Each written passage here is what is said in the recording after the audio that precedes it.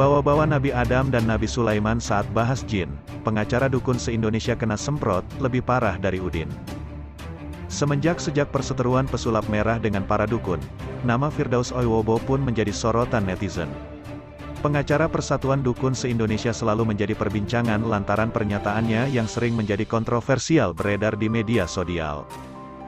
Dalam video viral yang diunggah akun TikTok @janjigapanjenengan, cuplikan Firdaus yang mengatakan bila Nabi Sulaiman mempunyai murid dari jin ditentang oleh seorang pria. Bentuknya pun bisa gue gambar kok. Nabi Sulaiman bisa mempunyai murid dari jin, pasukan dari jin.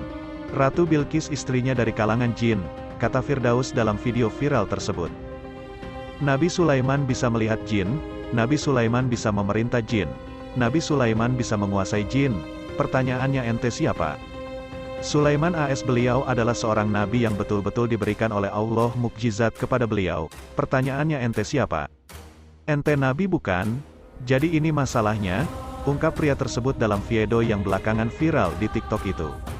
Tak hanya itu, pengacara Persatuan Dukun se-Indonesia itu juga mempertanyakan asal-muasal dari Siti Hawa dan dijelaskan oleh pria dalam video bila ucapan Firdaus tersebut bisa menyesatkan akidah umat Islam bagi masyarakat yang awam. Lah sekarang Siti Hawa itu sopo? Siti Hawa itu sopo? Nabi Adam dari kalangan manusia, Siti Hawa sopo yang dijuluki oleh Allah setan untuk menemani dia di bumi, ucap Firdaus. Jadi Siti Hawa itu siapa? Siapa Siti Hawa itu? Anda mencoba mengiring opini kepada masyarakat bahwa Nabi Adam AS, manusia yang pertama yang diciptakan oleh Allah, lalu Allah menciptakan Siti Hawa untuk menemani Nabi Adam, lalu Anda mempertanyakan Siti Hawa itu siapa? Seolah-olah Siti Hawa itu bukan manusia. Anda mencoba mengiring opini Siti Hawa ini adalah kalangan dari bangsa jin. Nauzubillah min zalik, jelas pria tersebut.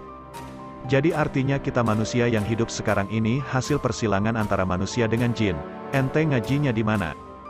Jadi gini bang pengacara, kalau Anda seorang pengacara berbicaralah di bidang Anda.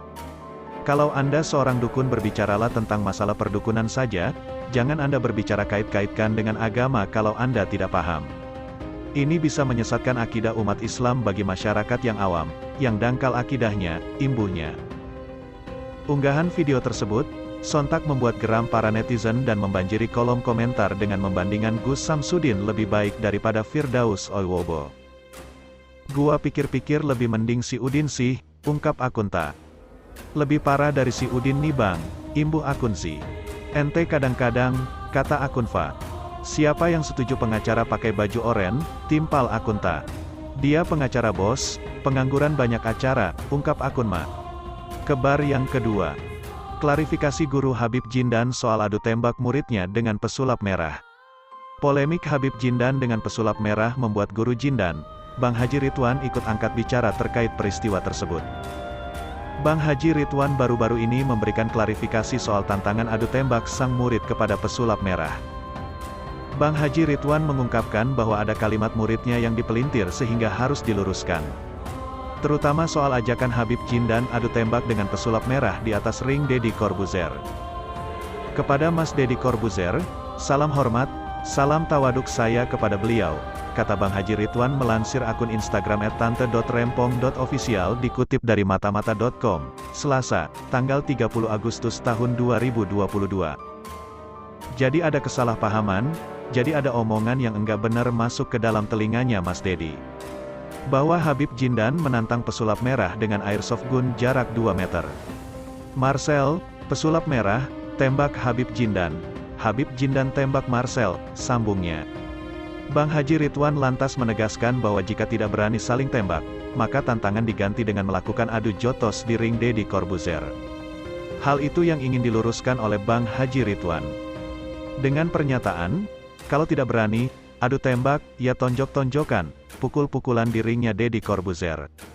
Itu maksudnya yang dulu, omongannya, jelas Bang Haji Ridwan. Tapi ini ada yang melintir, disangkanya tembak-tembakan di atas ring. Itu salah, bukan seperti itu. Jadi memohon kepada Mas Deddy untuk Marcel, adu jotos, di tempat ringnya Mas Deddy kayak pas anaknya Mas Deddy dengan Vicky Prasetyo. Tapi antara Habib Jindan dan pesulap merah, tegasnya. Di akhir videonya, Bang Haji Ridwan menegaskan bahwa muridnya sama sekali tidak menantang Deddy Corbuzier dalam pernyataannya. Ia juga menyadari bahwa Khabib Jindan bukan lawan sepadan Deddy Corbuzier. Sementara itu, pesulap merah sudah mengomentari tantangan adu tembak dari Khabib Jindan. Seperti biasa, ia menyampaikan tanggapan yang cukup berani. Kalau enggak percaya, datang ke polisi, silakan pinjam dan tembakin kepala sendiri. Karena saya pernah izin ke polisi. Hasilnya, tidak diizinkan untuk pembuktian semacam itu, kata pesulap merah ditemui di Mampang, Jakarta Selatan pada Kamis, tanggal 25 Agustus tahun 2022. Di Indonesia, enggak pernah diizinkan untuk penggunaan airsoft gun, air gun, senjata api untuk nembak dengan sengaja atau pengetesan-pengetesan, tegasnya. Kabar yang ketiga. Khabib Jindan belak-belakan, mulai dari pernah mendapat julukan si iblis hingga gaji 4 juta sehari. Khabib Jindan mulai mengungkap identitas dirinya hingga pernah dapat julukan si iblis. Khabib Jindan sendiri memiliki nama lengkap Muhammad Salim Jindan Al-Habsyi. Dia juga mengaku cicit dari Habib Muhammad Hasan bin Muhammad Al-Haddad atau Mbah Priok. Setelah diklarifikasi oleh Laskar Alawiyin, ternyata dia memang terbukti keluarga dari Mbah Priok. Selain itu, dia juga sudah meminta maaf atas perbuatannya membawa nama Khabib dalam dunia perdukunan. Namun di balik kisah Khabib Jindan, ternyata dia memiliki kisah kelam. Mulai dari bekerja di dunia hiburan hingga dapat julukan si iblis. Gua dikasih julukan dulu si iblis, kata Khabib Jindan dikutip bondowosonetwork.com dari YouTube Denny Secariesta yang diunggah pada tanggal 29 Agustus tahun 2022. Menurut dia, alasan Khabib Jindan dipanggil si iblis karena ketika dia sudah hilaf, maka bisa bertindak hal-hal yang cukup ekstrim. Ada yang rese-rese, sikat, ujar dia. Sejak saat itulah Khabib Jindan mulai dikenal oleh banyak orang di lingkungan sekitarnya. Ketika sudah semakin dikenal, bosnya semakin sayang pada dirinya. Mulai dikenal nama gua, bos sayang sama gua kan.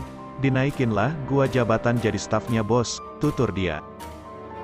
Sejak saat itulah, dia mulai mengikuti kegiatan bosnya kemana-mana, seperti membawa tasnya hingga seperti menjadi ajudan hingga menyetir kendaraannya. Cuma kalau ikut bos gas gaji cuma 3,5 juta rupiah, tapi kalau gue jadi bodyguard di sini, di tempatnya dia punya bar tuh, gaji gue bisa 4 juta rupiah sehari, ungkap dia. Selain itu, dia juga mendapatkan tips ketika ada tamu bos yang datang dari berbagai tempat. Cuma ya itu tadi, yang namanya duit haram cepat habis, jadi nggak tahu dimakan jin atau siapa, papar dia. Sejak saat itulah, Khabib Jindan mulai berpikir bahwa ketika dia bekerja pada orang lain, sama dengan diinjak-injak oleh bosnya. Akhirnya dia mulai menghindari dunia seperti itu dan melakukan kegiatan yang menghasilkan rezeki halal.